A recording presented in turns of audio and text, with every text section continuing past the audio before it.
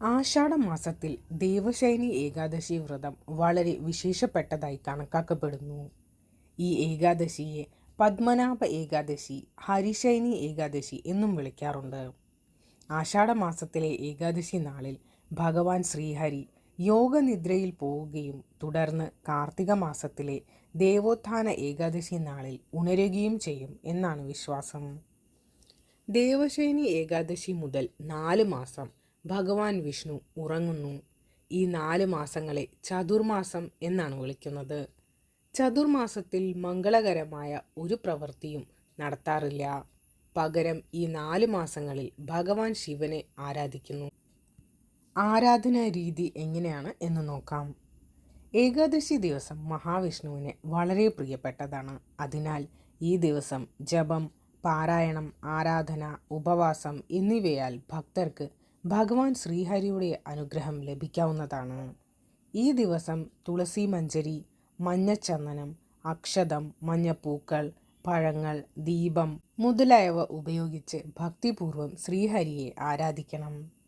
പത്മപുരാണം അനുസരിച്ച് ദേവശയനി ഏകാദശി ദിനത്തിൽ മഹാവിഷ്ണുവിനെ താമരപ്പൂക്കൾ കൊണ്ട് ആരാധിക്കുന്നത് 3 ലോകങ്ങളിലെയും ദൈവങ്ങളെ ആരാധിക്കുന്നതിന് തുല്യമാണ് എന്നാണ് പറയപ്പെടുന്നത്. ഈ ദിനത്തിൽ ഉണർന്നിരിക്കുന്നവർക്ക് ആയിരക്കണക്കിന് വർഷങ്ങളായി തപസ് ചെയ്തിട്ടും ലഭിക്കാത്തത്ര ഫലം ലഭിക്കും എന്നും വിശ്വസിക്കപ്പെടുന്നു. ദേവശയനി ഏകാദശി വ്രതം അനുഷ്ഠിക്കുന്നതിലൂടെ ഒരു വ്യക്തിയുടെ ജനനാന്തര ജീവിതത്തിലെ പാപങ്ങൾ തീരുകയും ജനന മരണ ചക്രത്തിൽ നിന്ന് മുക്തി നേടുകയും ചെയ്യും എന്നാണ് പറയപ്പെടുന്നത്. പഞ്ചാമൃതം കൊണ്ട് അഭിഷേകം ചെയ്യുക. ദേവശയനി ഏകാദശി ദിനത്തിൽ മഹാവിഷ്ണുവിനെ യഥാവിധി പൂജിക്കണം എന്ന് വേദങ്ങളിൽ പറയുന്നുണ്ട്. അതുകൊണ്ട് ഈ ദിവസം മഹാവിഷ്ണുവിനെ പഞ്ചാമൃതം കൊണ്ട് അഭിഷേകം ചെയ്യണം.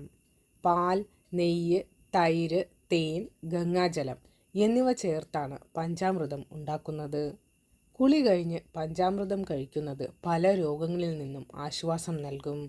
കൂടാതെ ശരീരത്തിൻ്റെ പ്രതിരോധ ശേഷിയും വർദ്ധിക്കും. പുതിയ വസ്ത്രം ധരിപ്പിക്കുക. പഞ്ചാമൃതം കൊണ്ട് അഭിഷേകം ചെയ്തതിന് ശേഷം മഹാവിഷ്ണുവിന് പുതുവസ്ത്രം ധരിപ്പിക്കണം. കാരണം അടുത്ത 4 മാസം ഭഗവാൻ നിദ്രയിലായിരിക്കും. അതുകൊണ്ട് വീട്ടിൽ വിഷ്ണു വിഗ്രഹമുണ്ടെങ്കിൽ ഭഗവാനെ അഭിഷേകം ചെയ്ത് പുതുവസ്ത്രം പുതപ്പിച്ച് ഉറക്കിയ ശേഷം അടുത്ത 4 മാസത്തേക്ക് മന്ത്രങ്ങൾ കൊണ്ട് ആരാധിക്കുക. ഈ കാര്യങ്ങൾ സമർപ്പിക്കുക. ഈ ദിവസം വിഷ്ണു ഭഗവാൻ 4 മാസക്കാലം ഉറങ്ങാൻ പോകുന്നു. അതിനാൽ നിദ്രയിലാകുന്നതിനു മുൻപ് പഴങ്ങൾ, മധുരപലഹാരങ്ങൾ, ഭക്ഷ്യധാന്യങ്ങൾ എന്നിവ സമർപ്പിക്കുക. അവ സമർപ്പിച്ച് ദൈവത്തോട് പ്രാർത്ഥിക്കുക. വിഷ്ണു പുരാണം വായിക്കുക. രാവിലെയും രാത്രിയെയും മഹാവിഷ്ണുവിനെ ആരാധിക്കുകയും കഴിയുമെങ്കിൽ പാവപ്പെട്ടവർക്ക് ദാനം ചെയ്യുകയും വേണം. ദാനം ചെയ്യുന്നത് എല്ലായ്പ്പോഴും നിങ്ങൾക്ക് ഐശ്വര്യം നൽകും. രാത്രി മഹാവിഷ്ണുവിൻ്റെ കഥയും വിഷ്ണു സഹസ്രനാമവും വിഷ്ണു പുരാണവും പാരായണം ചെയ്യുക. ഇത് ചെയ്യുന്നവർ മുൻജന്മത്തിലെ പാപകർമ്മങ്ങളുടെ ബന്ധത്തിൽ നിന്ന് മോചിതനായി ഹരിയുടെ വാസസ്ഥലത്തേക്ക്, അതായത് വൈകുണ്ഠത്തിലേക്ക് പോകും എന്നാണ് പറയപ്പെടുന്നത്. ദേവശയനി ഏകാദശിയുടെ പ്രാധാന്യം എന്ത് എന്ന് നോക്കാം. മഹാവിഷ്ണു 4 മാസത്തേക്ക് നിദ്രയിലാഴുന്ന സമയമാണ് ദേവശയനി ഏകാദശി. വിഷ്ണുവിൻ്റെ അഭാവത്തിൽ പരമശിവൻ പ്രപഞ്ചത്തെ പരിപാലിക്കുന്നു. അതിനാൽ ചാതുർമാസം ആരംഭിക്കുന്നത് ശിവനെ സ്മരിച്ചുകൊണ്ടാണ്.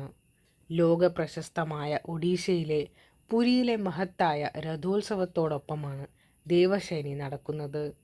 ചതുർമാസത്തിൽ കൃഷ്ണ ജന്മാഷ്ടമി, ഗണേശ ചതുർത്ഥി, ശ്രാവണ സോമവാര വ്രതം, നവരാത്രി, ദീപാവലി തുടങ്ങിയ ചില വലിയ ഉത്സവങ്ങളും ആഘോഷിക്കപ്പെടുന്നുണ്ട്.